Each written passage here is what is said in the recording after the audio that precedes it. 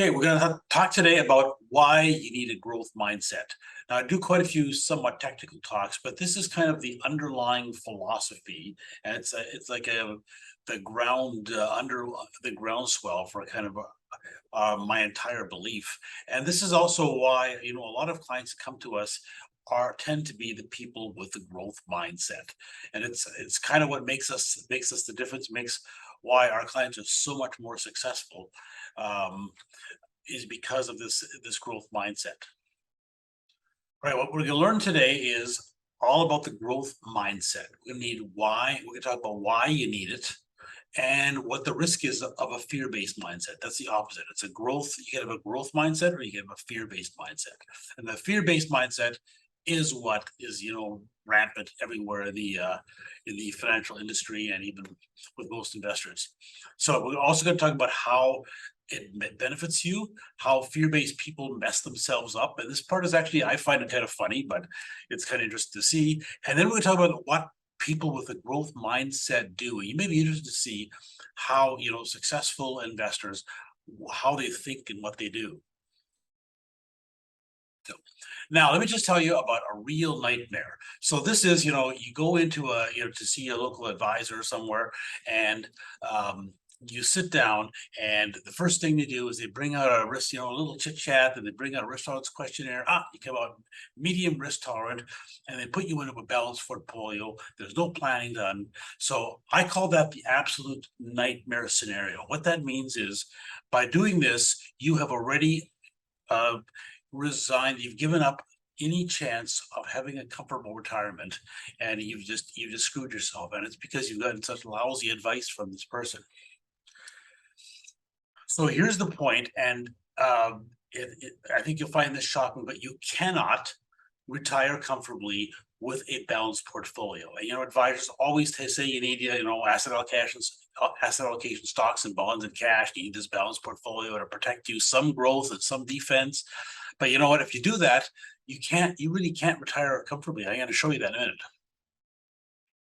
So here's why you need a growth mindset. So there's basically two reasons. One is you can't retire comfortably with a 5% per year return, which is kind of what a balanced portfolio would give you. What you need, a comfortable retirement, you need like a 7 or 8% per year long-term return to retire comfortably, which is what an equity portfolio can go give you. And I'm going to show you some examples of it. If you don't believe me, I'm going to show you concrete examples of it. And then I'm going to show you a really interesting stat, is that 70% or actually even 80 or more percent of your retirement income is from growth after you retire. So you save for 30 years, and what you have after 30 years is about 20 or 30% of your retirement income. And all the rest of it is what grows in the next 30 years during your retirement. And that's why you need to stay invested for growth all the way through your retirement. And I'm going to show you the numbers on that. You may find that really shocking. So, all right, so here's an example. So if you haven't seen financial plans, we've done thousands of them. And so, we can see examples, but I'm going to show you some very simple kind of examples of it. So this is, a person age 35, making 50,000 a year. This is a modest retirement. A single person, one to retire in 30 years on 40,000 a year. That's 80% of what they're getting, of what they're making now. We're going to assume the maximum old age security, even though they may not necessarily get all of it, with 3% inflation. So here's what happens with a 5% with a balanced portfolio. They need to get up to 1,150,000. They have to invest 17,000 a year. That's 34% of their gross income. If you're making 50,000 and you think you can invest a third of that, you're crazy. So now, if you have an equity portfolio, the magic number, you don't need as much because it's going to work harder for you after you retire. You only have to put in 6,500 per year. That's 13% of your gross income. That's not even maximizing your RSP. So that's, a possible doable number. This number is kind of ridiculous. So you have to invest 10,500 per year more to make up per year, to make up for the lost growth, because you have a balanced portfolio instead of an equity portfolio. And I'll show you a few other examples, and it's the same thing. So this is now the same person, married, both making 50,000 a year, retiring, that's 100,000, retiring on 80,000 a year, 40,000 each. Now they need $3 million. They have to invest 34% of their income, but it's only 13% if they had an equity portfolio. And so they have to, because they have a balanced portfolio instead of a growth portfolio, they have to invest $21,000 per year more for the 30 years. It's crazy how much that is. And you know, this is a ridiculous number. And when you get to a bit higher incomes, it gets worse. So this is a single person earning 100,000, one retiring 30 years on 75,000 a year. They need to get, with 5% return, they need 3.4 million. They have to invest 50% of their gross income. They make 100,000 before tax. You have to invest 50,000 of it. That's just like a ridiculous, impossible number. So, but if you have an equity portfolio, you need to get to 2.3 million. You have to put in 20% of your gross income. So that's basically maximizing your RSP plus just a little bit more into a TFSA. And that's, so it's a reasonable number. So here they have to, this person will have to put 30,000 per year more because they have this lower rate of return. Okay, and here's again, a couple making 100,000, so they both make 100. There's a bit more comfortable retirement. They want to retire on 75,000, so it's 200,000 they make together. They want to retire on 150. They need 6.8 million when they retire, and again, they have to invest 50% of their gross income if they have a balanced portfolio, but only 20% with an equity portfolio. Again, this is just maximizing your RSP plus a little bit more to a TFSA. So it's, and because they get 5% instead of 8% return, they have to invest 60,000 per year more. Like, it's just totally crazy when you look at this. Now, your advisor has probably never told you this, and they stuck you into a balanced fund, and it's because your advisor doesn't do the financial plan. And if they did the financial plan, they'd realize, man, with a 5% portfolio, you can't possibly retire comfortably. So, now here's an upscale one. I just want to show you this is what kind of interest. So this is, I'm showing you one income because often the people making 500,000 like this, even if it's a couple, often one of them is a stay-at-home spouse or something. But let's say that, you know, a person making 500,000, they want to retire on 300,000 a year in future, you know, the same in today's dollars, in 30 years. Now, that's a comfortable retirement. They actually need 18 million bucks to do this. And so they have to invest 53% of their gross income. So it's a bit more comfortable. It's even a higher percentage of your income you need to do. It's because the government pensions make up a smaller portion of it. And then if it's an equity portfolio, 8% a year, they need 12 million, not 18. And they have to put in, again, 21% of their gross income, a doable number, like a reason, you know, 100,000, but they make 500,000. So it's a doable number. Basically, it's, you know, RSP and TFSA and a little bit more. So, and now here again, because of the 3% difference, they have to invest 160,000 a year more. And your advisor's probably never told you this, and it's a killer. And anyone who's done financial plans will see this see this right away. So that is the risk of a fear-based mindset. You know, it's you get 5% a year from a balanced portfolio instead of an equity portfolio because you're fear-based. You feel you need all these, you know, bonds and cash to reduce your risk, but you're missing out on all the growth that you need to have the life that you want. Okay, so you need to invest 35 to 50% of your taxable income, which is impossible, but you know, if you have this equity portfolio, it's only between 13 and 20% of your income, which is all pretty reasonable. So that's the first one. Now here's the second one, which is really interesting. So, and this is about the growth after you retire. So let's take this, you know, a couple earning 50, one retiring on 40,000. Let's take a look at the income that they say that they put. So they've saved for 30 years, and at the end of the 30 years, we look at what they have, and then I look at the entire 30 years of retirement. So let's say they retired from 65 to 95, and I look at all the income they get in the 30-year retirement. And here's what 8% of that income comes from money they saved for 30 years. 10% is from growth before retirement, and 82% is growth after retirement. That's even if you have only a 5% return. And with an 8% return with equities, it's 8% is what you contributed, 4% is growth before, and 88% is growth afterwards. So this is why it's so critical to keep that growth environment. And so a lot of people, so as soon as you turn 65, a lot of advisors say, okay, now you're old, you have to bet really conservative, almost all bonds, and get a lower rate of return, and you just screwed up your retirement because you don't get this, you can't get this long-term. You may even get lower than 5 because now you've got 70% of your portfolio in bonds. So it's just crazy. This is why a growth mindset, once you have this growth mindset and you were comfortable with equities and the ups and downs, and you don't just focus on getting the long-term growth, it's just amazing how much more comfortable your retirement can be. So in summary, this is the risk of fear-based environment, a fear-based mindset.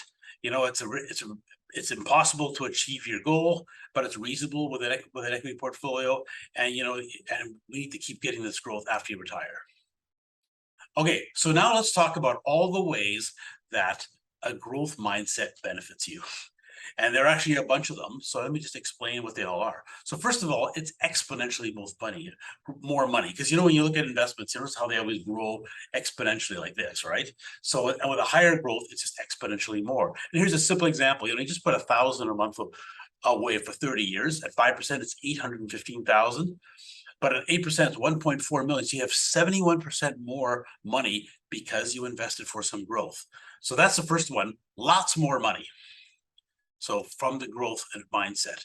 Another one is you just get this these are more subjective, but they're just really critical, important parts of who you are and why you do these things. So a growth mindset gives you just general confidence. And so there was a book that called The Millionaire Next Door. And actually, I call this Millionaire Next Door confidence. It's the confidence you get when you have a huge investment portfolio over here, and you just have a confidence that that whatever happens, you've got that's a security. Your security is this huge portfolio, and you get this quiet confidence from that. The book The Millionaire Next Door is about most millionaires aren't in mansions with Jaguars. Most of them live in ordinary neighborhoods, have ordinary cars. Hardly anybody knows that they're a multimillionaire. They're just living a regular lifestyle.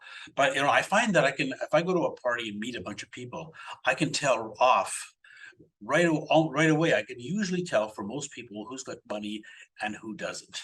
And the big way you tell it is people who don't have money are either trying to impress you. They have high incomes, but they spend all their money, and they're spenders, but they don't have much money. And often they're trying to impress you.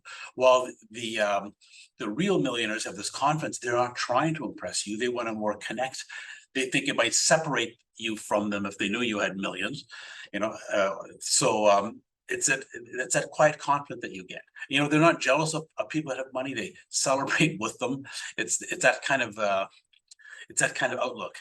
So part of all of our plans is the meetings with clients is we just talk about their financial values related to money, because it's not only about the numbers, it's how it feels to you inside and what the feeling you're really trying to create in your life.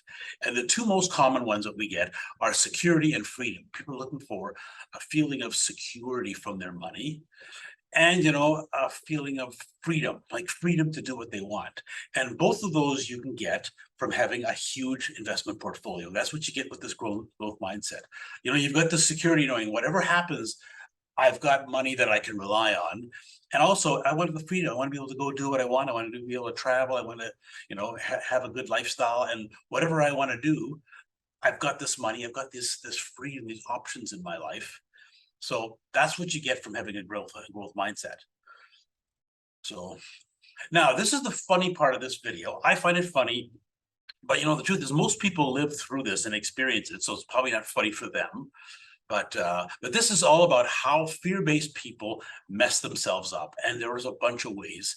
And it's when you're living in fear, always worried about what's going to go on next, it's amazing how many ways you mess yourself up. So the first one is they often panic and sell at the bottom of the market. And you see this all the time. I call it the big mistake. So, big mistake in quotes with capital B and capital M. And, this is the one mistake that you can never do. You should never, ever sell an investment just because it's down. You know, when it's down, you may want you review it and see if it's still a good quality investment. But you know, generally, if you believe in the investment and it's down, you should want more of it, not less of it. You know, it's on sale.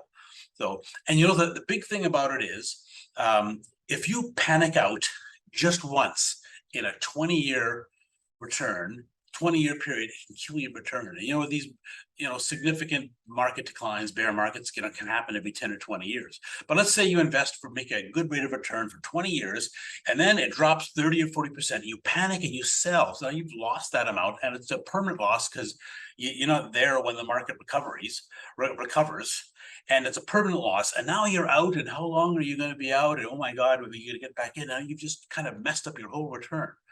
So this panicking out is one of the big things, and you know, it's really common. So March of 2009, you know, the biggest decline we've had in the last 80 years was the 2008 decline. The market went down about 43% over about 6 months, and it looked pretty bleak for a little while. You know, the Great Recession. And March 09 was the bottom of it. I had an article in my blog about this is probably the best buying opportunity in your life you should buy. But meanwhile, that month ended up being the 1 month when there were the most net sales. So net sales, they take net redemptions really. So it's they take out of all investments, how much did people buy versus how much sell. So this was, people were just dumping their investments like mad at the bottom. That's the craziest thing. They sold at the bottom, which means they've lost money and they're not going to be there for the recovery. And the reason, so this is what most people do. Most investors will panic and sell at the bottom, and it's a disaster. It's because they're fear-based. Oh my, it's going down. Somehow they extrapolate it's going to keep going down, and you know, they don't know that, or they forget that you know, the market's going to go back up. It always, you know, goes in cycles and keeps going back up again. So, and it's because of what's called, there are a bunch of irrational things that humans do, and one of them is called loss aversion. So loss aversion is, you know, the studies say you feel declines twice as much as increases. So you feel a 20% decline twice as bad as you would you know, be happy about a 20% gain. But this loss aversion is what messes people up. So now, when the market is going down, you know, people always think, I have my gut. My gut is telling you what to do. And you know, if you think that your gut might be good for you investing, I have a simple test to tell you whether your gut is good or not. So here's a simple test. If your gut is a human gut, then it's bad at investing. You know, so we were, you know, over thousands of years or millions of years, we were all about fight or flight. You know, you see a tiger coming at you, and your mind automatically blocks out everything, and you run, and that's, you know, that's so, and it's the people that ran that survived. So that's why it's part of us. So now, you know, the investments are going down. We think, oh my God, I should panic and get out. And it's the worst thing you could do. But that's what our gut will tell us. So, you know, all top investors have developed methods to deal with this human irrational gut. And, you know, so often, you know, it's different from what I call the experience gut. Like if you've been investing for many years and have lots of experience, after a while, you kind of have a different gut instinct. And when the market's down, you're thinking it's a good time to buy, or you may have a different thing. But for the vast majority of regular people investing, don't listen to your gut. It's wrong. So, so a famous quote I like is this: a bear market is a period of time during which common stocks are returned to their rightful owners. Basically, it's when the fear-based people dump their good investments, and the people with a growth mindset buy them up, and they get all the recovery and the growth from there. So now, number two, what fear-based people do to mess themselves up is bad market timing. And you know, the vast majority of market timing is bad. So there was a study, Delbar has always done this study every year, and they've changed how they report it now, but it used to always show the difference from the loss just from trading. And it typically showed that people lost about 3% per year, which is massive. Remember the difference between 5% and 8% I just showed you? The average investor loses that much just because they trade back and forth. I saw a really cool study where they they went through a discount brokerage firm that had tens of thousands of accounts. They looked at millions of transactions, and what they looked for is anytime an investor sold one investment and then bought another.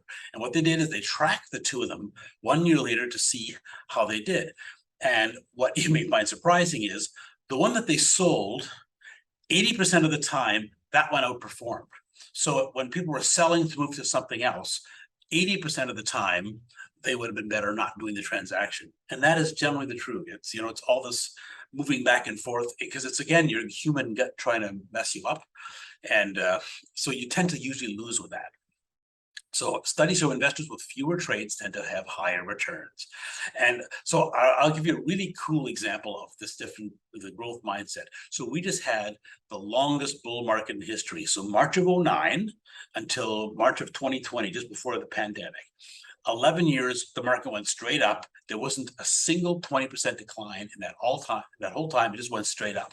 And yet every day I read some article, there was some article by someone in the investment industry saying, oh, it's been a long bull market. You just have to start preparing for the next one. And they're constantly recommending, they're trying to guess when the next decline is going to be. They're constantly recommending, oh, we should get more defensive, more bonds, more cash.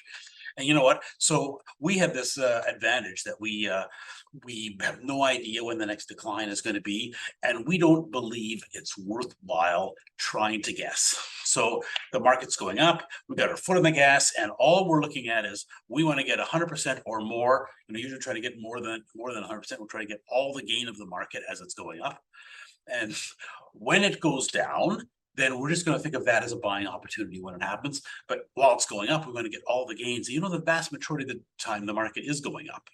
So this is a great quote again from one of my mentors: is unsuccessful investing is performance driven. So it's not goal based. It's all trying to get the little extra return and using your gut and fear based that I'm going to miss out or I'm going to lose money. That's what loses you money. The third really big one is I've had a few videos up specifically on this topic, is bond investments. Now, I think bond investing should be dead. You should probably not have bonds at all. Now, there are some really conservative people that really need it. You have to be within your risk tolerance, but you could learn to have a higher risk tolerance. And this is bonds is what really can drag down your whole return, as I showed you. So Warren Buffett calls bonds return-free risk. Usually you want risk-free return. This is the opposite.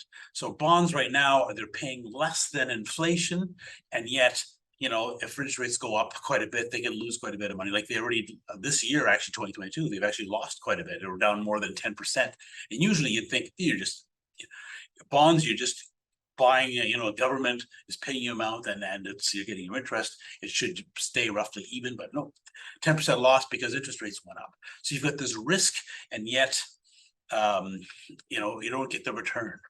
So now safety of investment is not protecting the principal. Safety of investments is preserving your long-term purchasing power. And that's the difference when you think long-term. So you're saving for 30 years to retirement, and another 30 years after. So it's 60 years. When you think long term, you have to always include inflation. So it's not your principal that matters. It's that you need a return higher than inflation.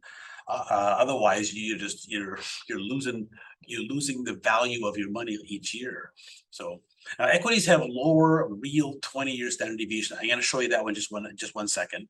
So asset allocation, as I showed you the difference earlier in the plan, the difference between 5% and 8%. Asset allocation is what your advisor tells you. You need stocks, bonds, and cash. It's a massive loss, and it's all fear-based. The advisor's always telling you, oh, you have to protect yourself. You're going to panic and sell when the market goes down. And because of that, you have to have all these bonds and a much lower return, and you can't possibly have the retirement you want. So asset allocation is just a massive loss. And you know what? We get this all the time. We have clients that come to us and just saying, oh, I've been with this broker and then with this advisor. I had bad experiences with both. The investments sucked. And I was with them for years, but just bad returns. And that's just so common that happens. So the typical advisor, the nightmare that I told you about at the beginning of this video. So they just accept that you have this meeting, and they just accept that you've got lower risk tolerance. They don't do your plans, so they don't know how it affects your future, and they just basically they're trying to, they hope you don't lose you as a client because they think you might leave them or take your investments away if they drop quite a bit. So they're just worried about that, but they're not worried about your future. So, and they don't spend time coaching you to have a higher risk tolerance. And that's, if you could have a higher risk tolerance, that's the single most valuable thing an advisor can do, is help you understand investments. If you have a higher risk tolerance, you can get 8% instead of 5 as a long-term return. And now you can have a future that you want. So the bottom line, with inflation, you need a rising income through retirement, not a fixed income that you get from bonds. So now I actually did a video a couple months ago called Risk of Bonds to Retirement. I think you'll find it really interesting. I got this great great tombstone picture because I think bond investing should be dead. Like, once you have a growth mindset, you no longer need or want bonds in your life. You want the long-term growth you can get from equities. So remember, equities are the stock market, right? You're investing in big companies that grow their profits over time, and that's where the growth comes from. So now here's what I'm going to show you. So bonds, everyone tells you bonds are safer than stocks, and short term they are, but not long term. So this study, it's a 200-year study, and it shows, standard deviation is just a measure of uncertainty. So really, and this number is after inflation, how certain can you be of long-term returns? So think of it as a picture of risk. So this is stocks versus bonds versus cash. And of course, over 1 to 5 year periods, stocks are riskier than bonds or cash. But when you get to 20 and 30-year periods, surprisingly, stocks are actually the low risk investment. We can more accurately predict where the stock market will be after inflation 20 years from now than bonds or even cash. And it's because bonds and cash often have long periods where they lose money, lose money after inflation. They don't keep up with inflation for quite a while. So this is the difference between thinking short term versus thinking long term. So now here's a few more ways fear-based people mess themselves up. One is they worry about sequence of returns. So sequence of returns is talked a lot about in the investment industry. What it means is it's all about when you retire. So when you retire, they say, well, you're now retired and you're not putting money in, you're taking money out, which can be a scary time. And you have to worry about, they tell you have to worry about, if you have a decline early in the retirement, you don't get a chance to catch up, and it can mess up your returns. So, but you know what? Retirement is long. It's 30 years or more. And I studied this in depth, and sequence of returns is not a thing. And it's not a thing for long-term investors. All right. And I'm going to show you that in a minute in detail, but it really is not a thing. So they also tell you need to hold some cash. So a really smart strategy is to hold cash, like 1 or 2 years worth of expenses in cash.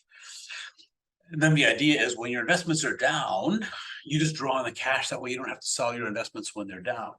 And that sounds smart. The problem with it is that over a 30-year return, 30 years of retirement, you've got all this cash sitting around, and that's a big difference in your rate of return. And that cash drag is a much more significant thing over time than the advantage of having this cash. And I studied it, and having this cash wedge has never been a benefit anytime in the last 150 years. I'm going to show you that in just a minute as well. The number 6 thing that fear-based investors do to mess themselves up is investing for yield. Somehow they have a perception that, if I get dividends or I get interest, it's safer than getting growth of investments. But if you have a stock market investment, it grows long term. And you get some dividends, but generally it's the total long-term return after inflation. That's what really matters. And whether it's by dividend or by growth doesn't really matter. And as I showed you in the last chart, long-term the growth is actually reliable. So it's a great quote is that rainfall and snowfall are both precipitation. It's the same thing. Your dividend and your growth are both part of the long-term total return that you get. So, but by investing for yield, they're trying to, their brain is trying to fool them into thinking that's safer to have something with a higher dividend. And what happens is they bought things with lower long-term rate of return, and again messed up their retirement. So now here's about sequence of returns. So this is actually if you had retired for 30 years, anytime last 150 years, each one of these lines is a 30-year retirement and what actually happened in the last 150 years. And you start with $1 million. So you take this is using the 4% rule. You take 4% out, 40,000 in year one, and you increase that by whatever inflation is for 30 years, and did it last. And so here's what actually happened. Notice that when did it actually get to zero? It only, so there was one failure here. This was the one time out of 150 years where sequence of return was an issue. So what happened is you had a big crash early in retirement and it messed it up. And the only time that happened is if you retired January 1st, 1929, just before the really big crash. But I don't really think that we had 4 bad years in a row and the market was down 63% in total. And I don't think that would happen today because the 4-year thing, the Great Depression, because at that time the central banks really didn't know how to run the economy and they made it much worse. They didn't really help like they would now. So anyway, that was the only time. There's only one time out of 150 years that sequence of returns mattered. That it mattered if you had to start with a bad crash. So, however, 4 times in history, inflation was what wiped it out. Okay, so inflation is a big issue. If you have, so right now in 2022, we have 8% inflation. Inflation is high, and that actually is a big risk. Now, if we just get a year or two of it, that's fine. It's not that big of a thing. But if we get 10 or 20 years of inflation, a higher inflation like they did in the 70s and the 80s, that is actually the #1 threat to your retirement, not sequence of returns. Okay, so again, inflation means you're getting a higher inflation. You need to get a higher return to make up for the higher inflation. And see, the problem with inflation is the reason it's much worse than people are now saying, well, we have to make sure we don't have a recession. But you know what? A recession is minor compared to inflation. So we have a recession. Let's say the stock market goes down, but it comes back up. And it's all temporary and it comes back up. But inflation doesn't reverse. We have an 8% inflation. We don't have 8% cost reductions the next year to offset it. No, it's 8, and the next year it's 5, and it's added on top of the 8, and it just piles on top of each other. And that's why if you have quite a few years of high inflation, that's a killer. So, all right, but the bottom line for this is that over a 30-year period of retirement, it's a long period of time, and whether you start off, whether you have a bad year at the beginning or middle of the end, doesn't really matter. Over a 30-year period, don't worry about that stuff. Have a growth mindset and stay focused on the growth you need. Remember, you need 70 or 80 or 90% of your retirement is all the growth you get after you retire. So, and this is the cash buffer. So again, I looked at, withdrawing 4% or 5% or 6% a year of your investments. And then in this what I model is anytime the investments were down, we used the cash and didn't sell the investments. Okay. So, but meanwhile, we had 1 year or like I looked at what happens if you have 1 year, no cash, 1 or 2 or 3 years cash, or how much cash should you have, just to see if you could protect yourself. And notice that there is no case where the highest return is always if you have no cash. There's a couple cases where having some cash didn't hurt you. Like, this is how often this was, everything was the 30-year retirement was a success. But, if you had 2 years cash, there's one case where you had just as high a success over a 30-year retirement. However, your return is still way lower. So, 100% of the time in the last 150 years, having no cash is better. Now, even some of my mentors believe in a cash buffer, and I'll tell you why. It's nothing to do with money. It's actually because they know you're going to make less. What it is, it's about dealing with your human gut. It gives you something to do. So the market goes down, then what you do is you start taking the cash, you're doing something different. So if you have a risk of panicking out of your investments, then this is way better. So the benefit of having a cash buffer, 100% of the benefit is behavioral. It's not financial, it's all behavioral.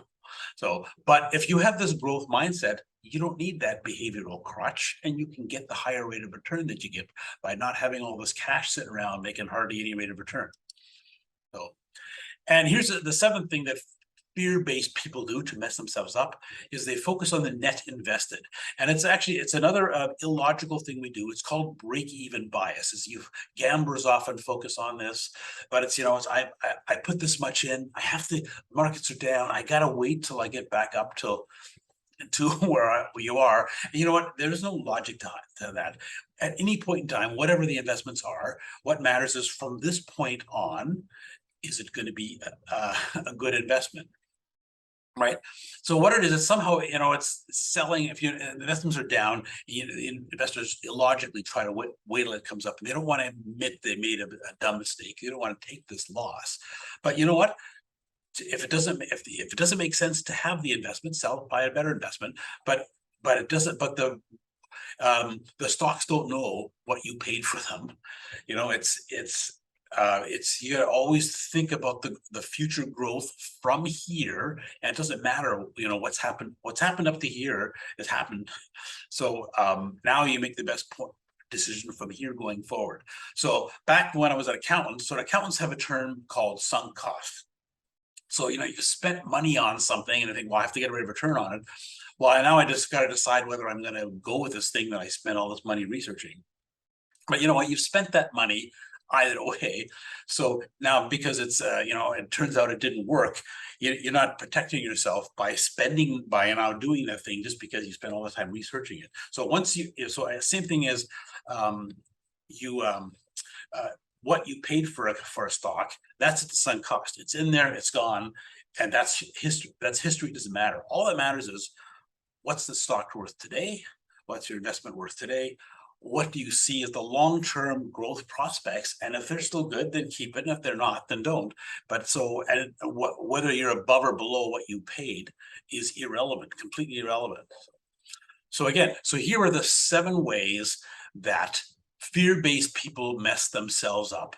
And you know what? The interesting quote I like is this: lack of money is the root of all evil. You may have heard that the money is the root of all evil, but it's not. It's, what makes money evil is the greed, the desire for more. It's when you don't have money and you're trying to get more. That's what messes you up.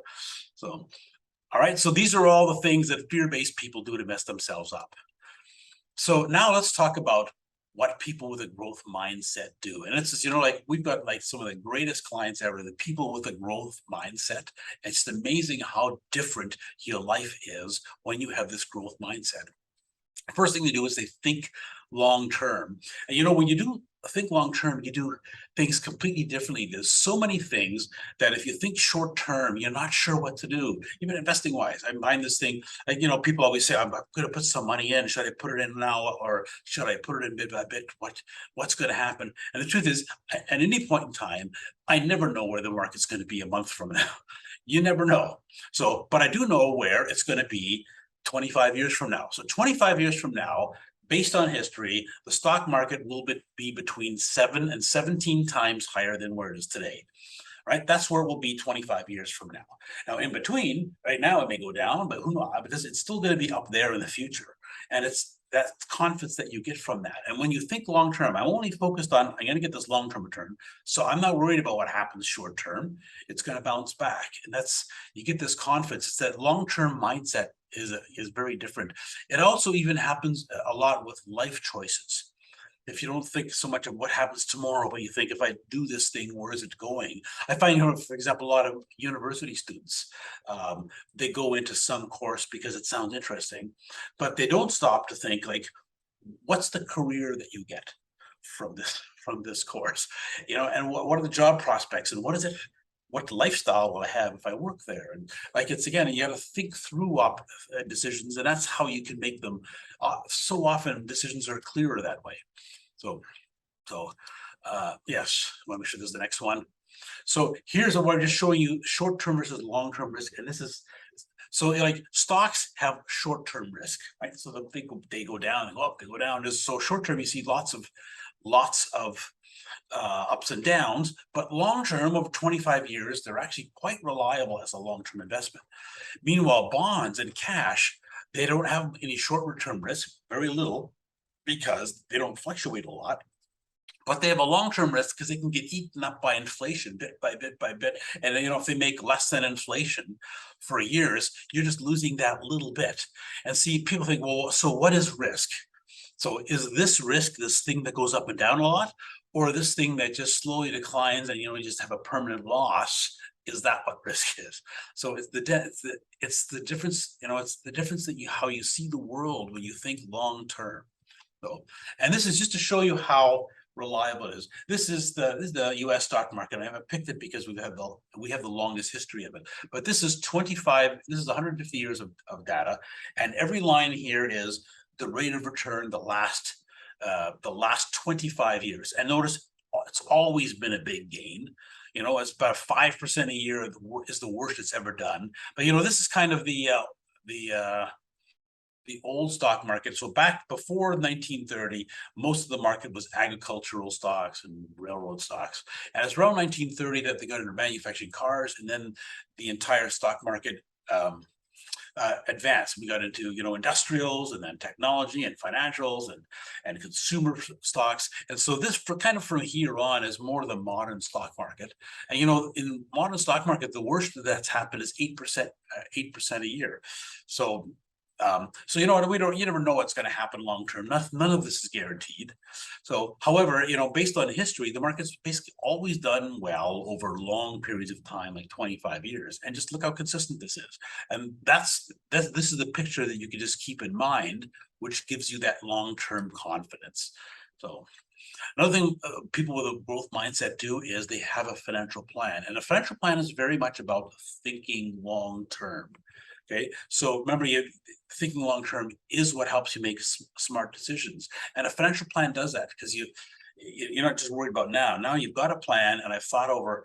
So I want to retire at this point. That's the lifestyle I want, and now I know what I have to do to get there, and I've thought it through. And now I've got a plan. I got to make sure I follow it, and I know if I do all these things right, I have a very high chance of having the future I want. And it's the financial plan. Just it helps to change your mind and gives you that long-term view. And that's so basically all successful investing is goal oriented. It's when you're working towards a goal, that's what quiets your human gut and keeps you focused on the long-term growth. And so the financial plan, like having a financial plan, is so important. And this is another place where, like we get people calling us up all the time saying, I've had two different advisors, a bank advisor and an independent one, and then went for a fee-for-service planner. You know what? I've had all these, like most of them did no planning at all.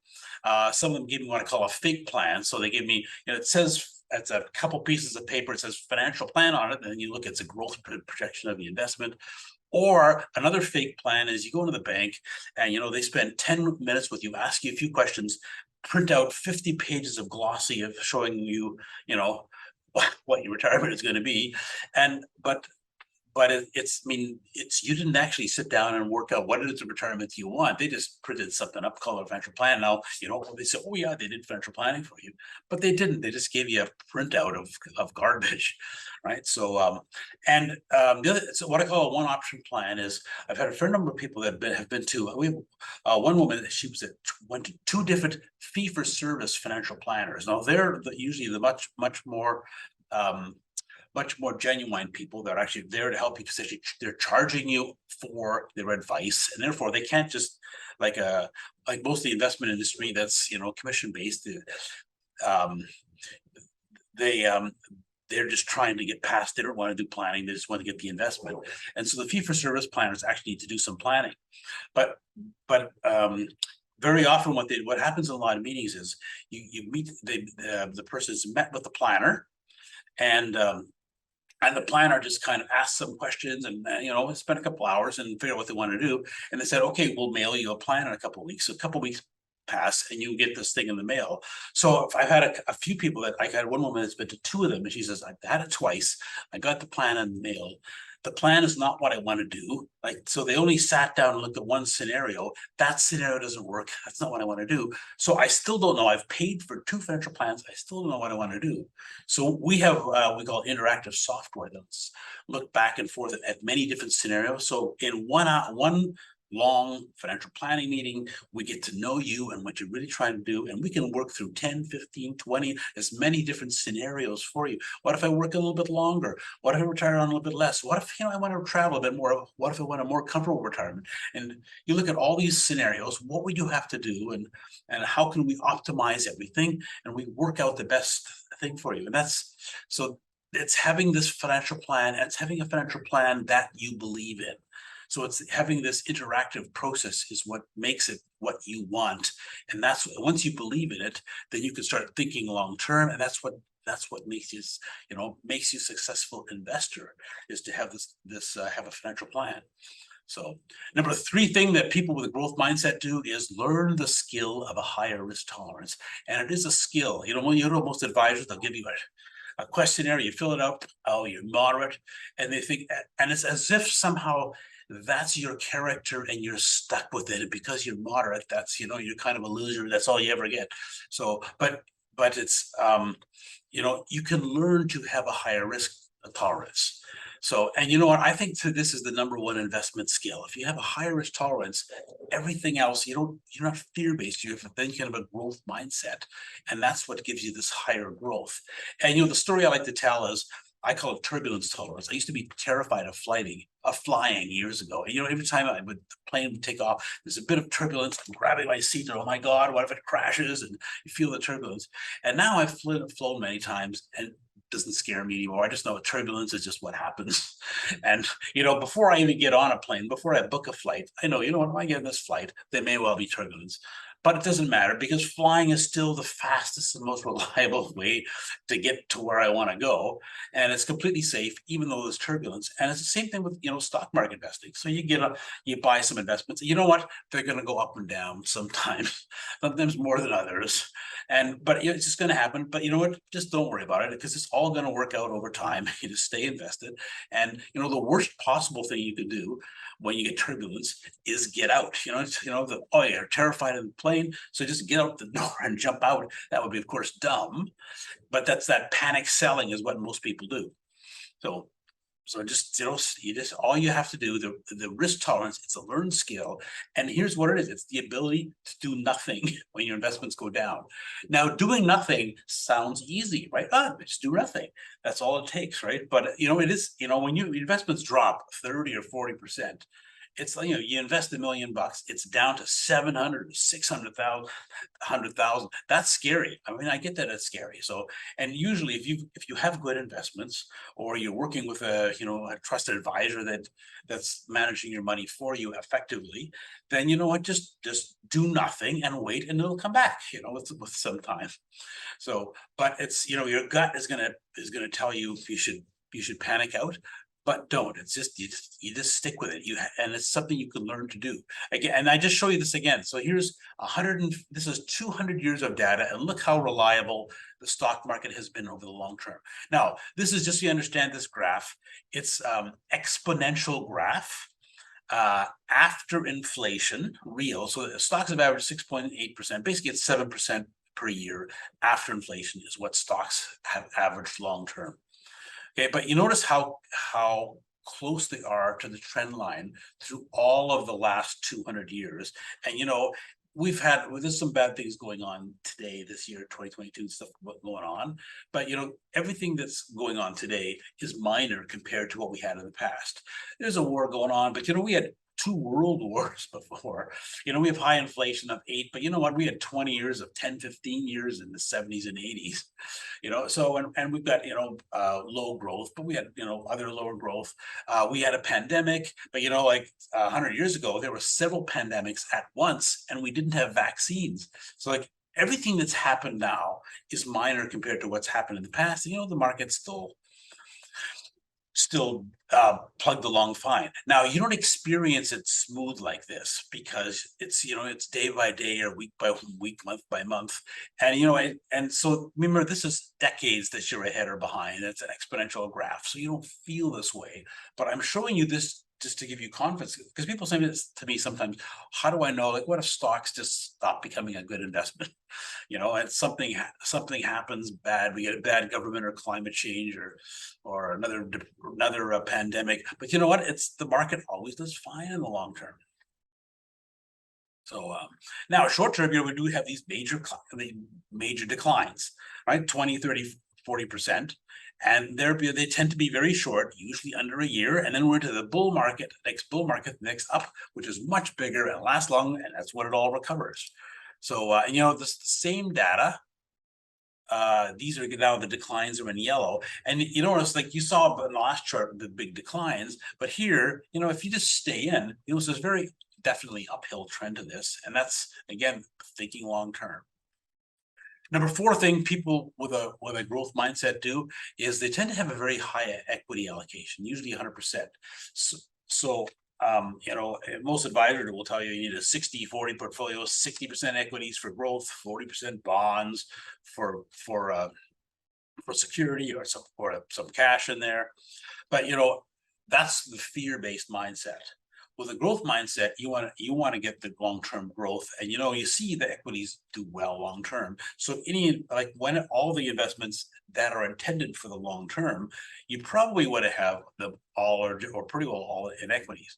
And so I have a article that I wrote a couple of years ago called "How to Easily Outperform Advisors and Robo-Advisors," and it is actually pretty easy to beat most of them. And the biggest, there's a few reasons of what they do that systematically loses them returns. But the biggest one is having bonds, and even the robo-advisors, and they're supposed to be the low fee and index investing, but the index investing always includes a chunk of bonds in there, and that's what all the top advisors and brokers all have a chunk in there, and that's what's dragging down your rate of return. So so we spent actually quite a long time searching for elite portfolios to work with. So our practice, we're fee-for-service financial planners. We do the planning for you. We help you with your initial plan of where you want to go, and then over the years we work with you to review the plan, and work and advise you and optimize your investments and all of your finances, your debts and taxes and everything over the years. So that's what we do. We do the planning part. So we outsource the investments, and we wanted to find the best possible investors for our clients.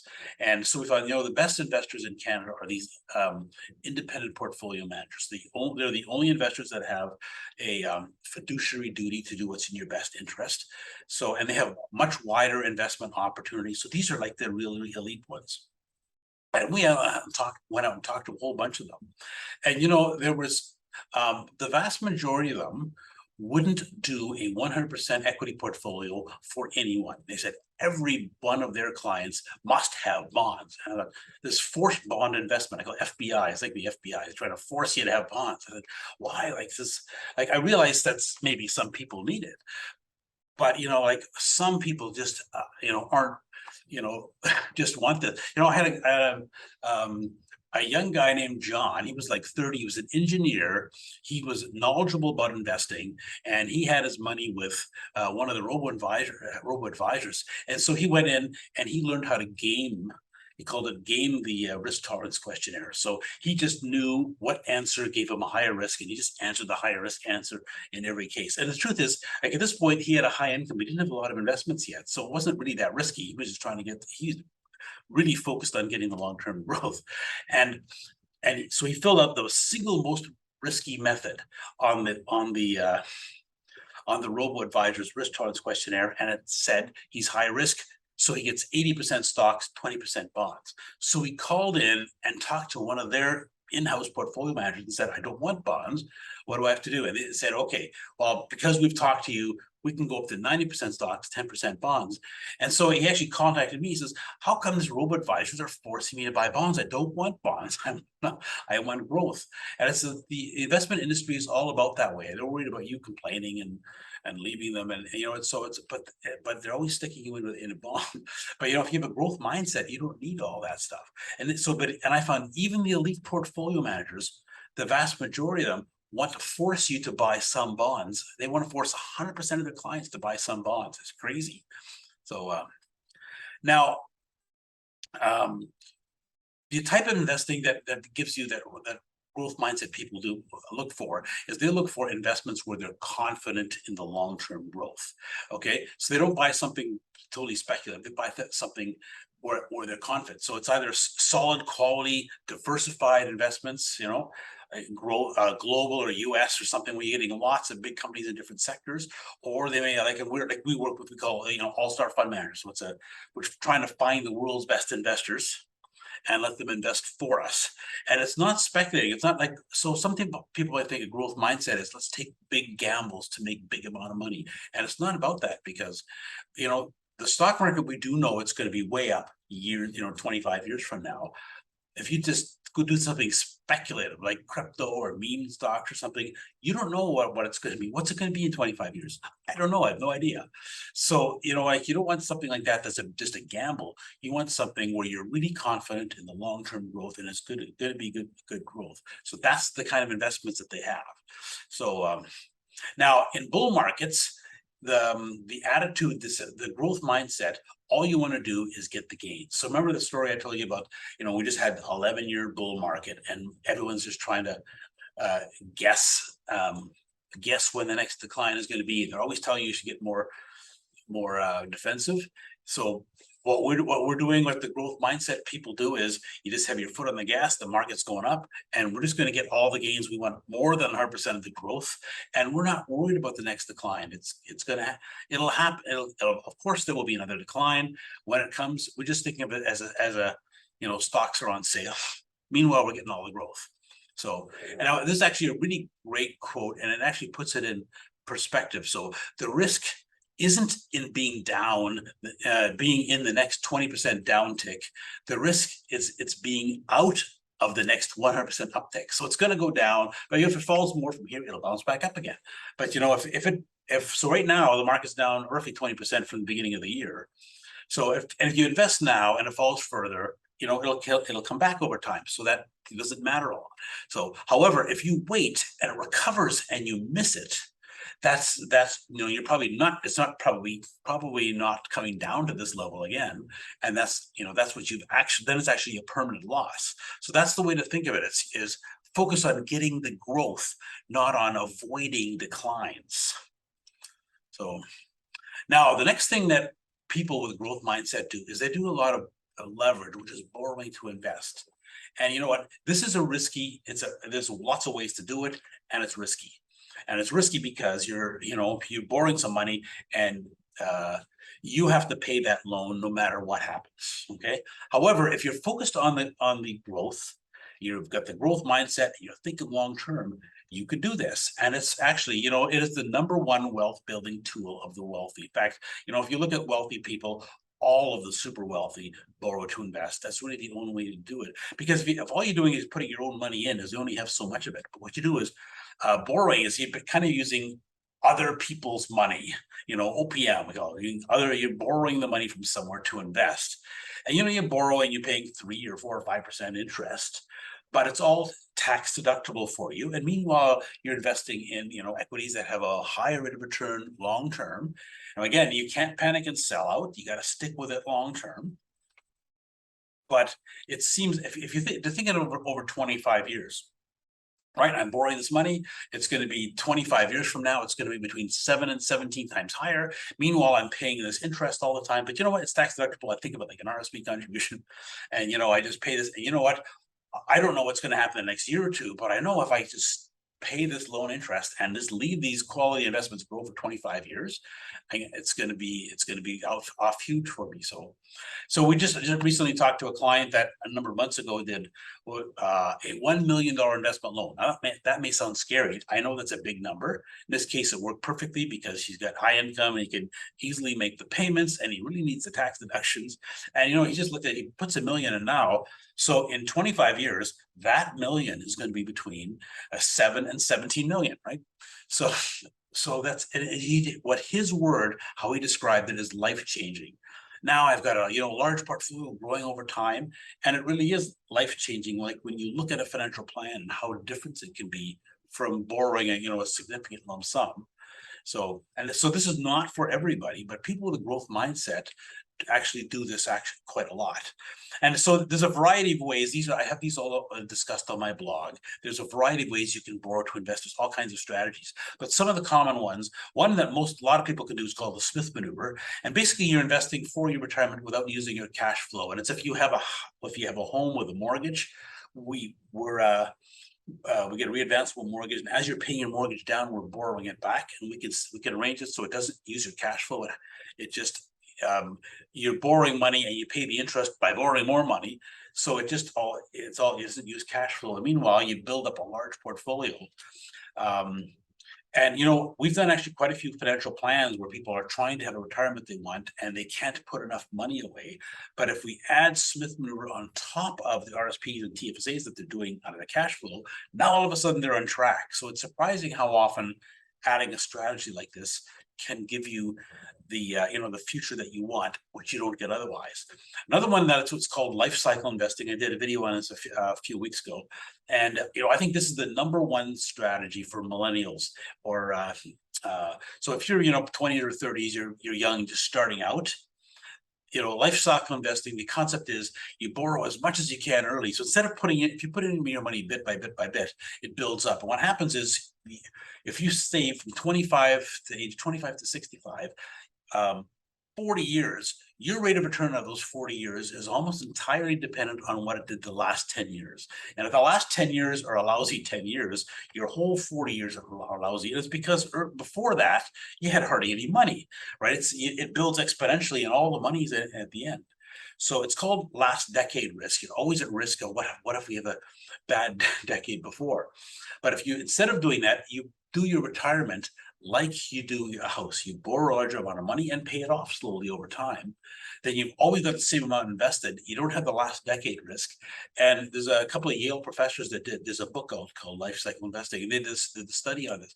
And they found that in history, this strategy, 100% of the time, you were better off.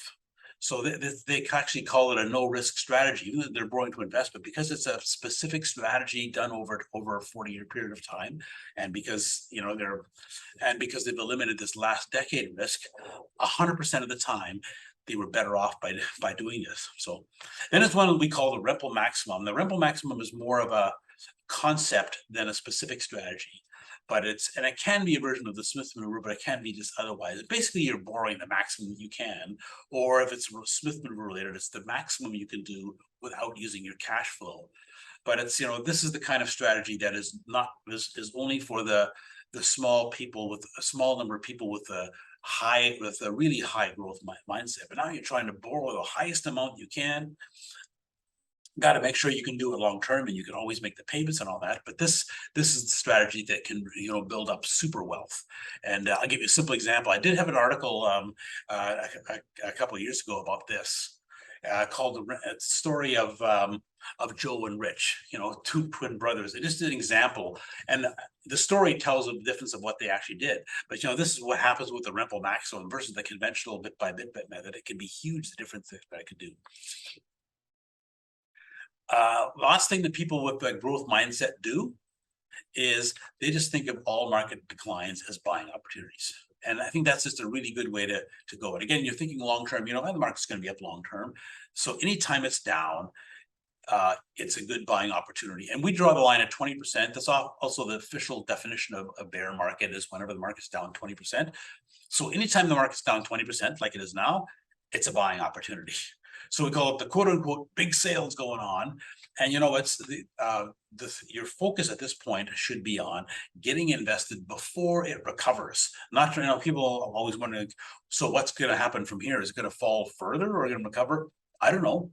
Could be either one of them. You don't know.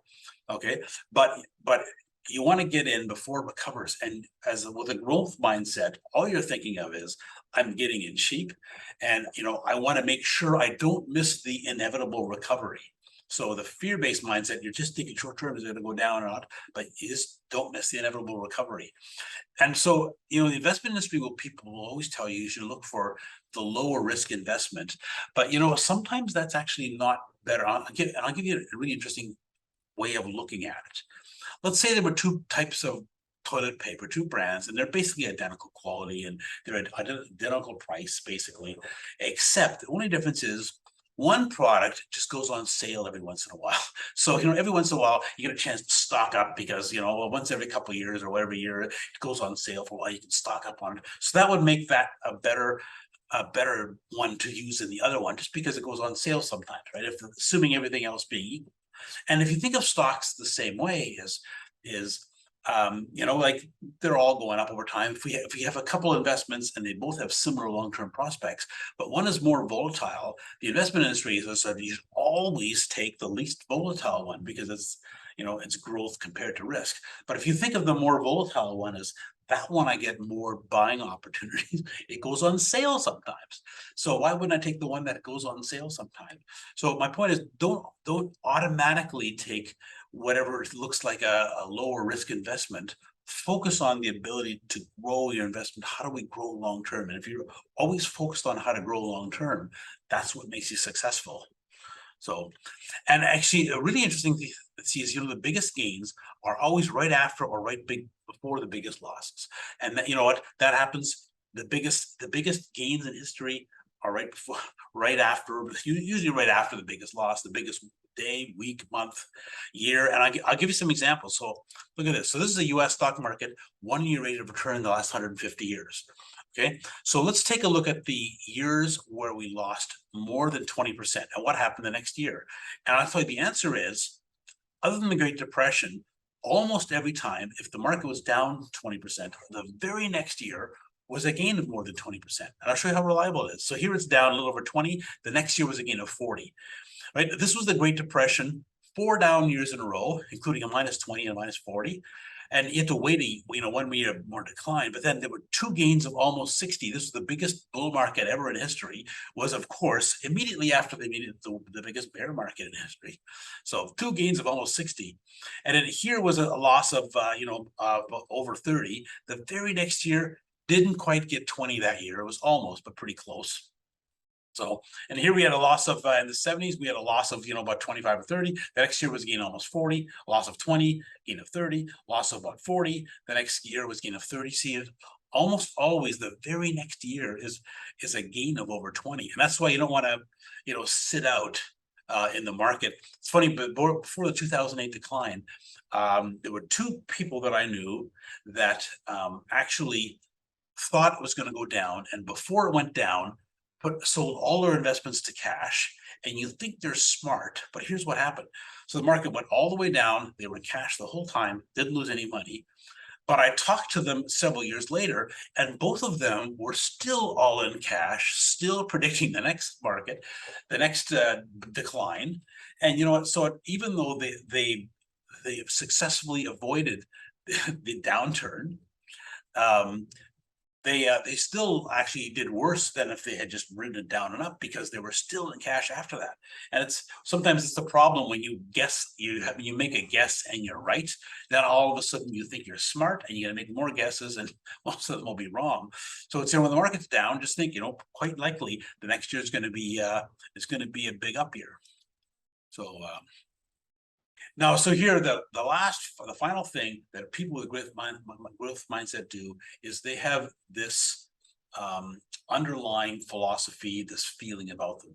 And so the 3 principles of successful investing are faith, patience, and discipline. So faith, that it will always go up long term, and that's based on data. Patience, that you're going to wait it out. You're not going to panic and sell or do anything. You're just going to wait it out, and it's going to go up over time. And the discipline, but you have a financial plan that's focused you long term. You're just going to stick to what you're doing and putting your regular amounts in, and maybe put a little bit extra on when it's sale going on. But it's that faith, patience, and discipline. That's what gets you to go where you want to go. Like, you get your financial plan, so you're on the right route. You know exactly what retirement you're going to have, and exactly when, and exactly what to do, and how to optimize everything. And now you just have faith that everything will work long term, and patience and discipline. And that's the attitude of success, the growth mindset that gets you there. So, and so when you have this, you have an optimism because you just know it's all going to work out. And as part of the growth mindset is being optimistic. Optimism is the only realism. There's often, people who are pessimistic, somehow it seems like they're smarter, that they see something. The truth is, if you're long-term pessimistic, you're wrong. Like the market has always gone up long term. So you can occasionally be short-term pessimistic and might be right, but long-term optimism is the only realism. So, and when you've got this growth mindset, you just this quiet confidence that you're in good shape. You've got this, you're in control. You can afford whatever you want to do. You've got that security and freedom. That because you've got your security is a huge portfolio, and that gives you all these life options, and that's what you get from a growth mindset. So again, these are just, in review, these are the 7 things that people with a growth mindset do. And these are the things that make you successful. So, all right, so that's my talk. So what we learned today is we learned why you need a growth mindset and all the risks that happen with a fear-based mindset. We learned how a growth mindset benefits you, how fear-based people mess themselves up, and that was kind of cool. And then we learned what people with a growth mindset do and how they achieve their goals and how the confidence that they get out of it. So, all right, well, thanks a lot for listening. So my name is Ed Rempel. I have a blog called Unconventional Wisdom. It's the .1 blog in Canada for a financial planner. And so it's edrempel.com is the blog. It's also unconventionalwisdom.ca, but not .ca, not .com, because it's from Canada.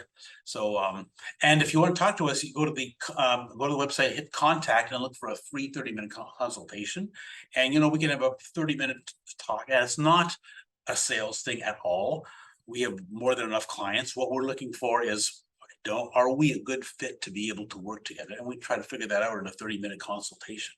And also, if you like this talk, then please like and subscribe to it on my blog and on YouTube. So we don't market to you in any way. All that happens is if you subscribe, then anytime I do a new video or a new talk, it just gets sent to you automatically, so you get a chance to see what it is and whether or not you want to read it. Okay, so thanks a lot for listening, and we'll talk to you next week.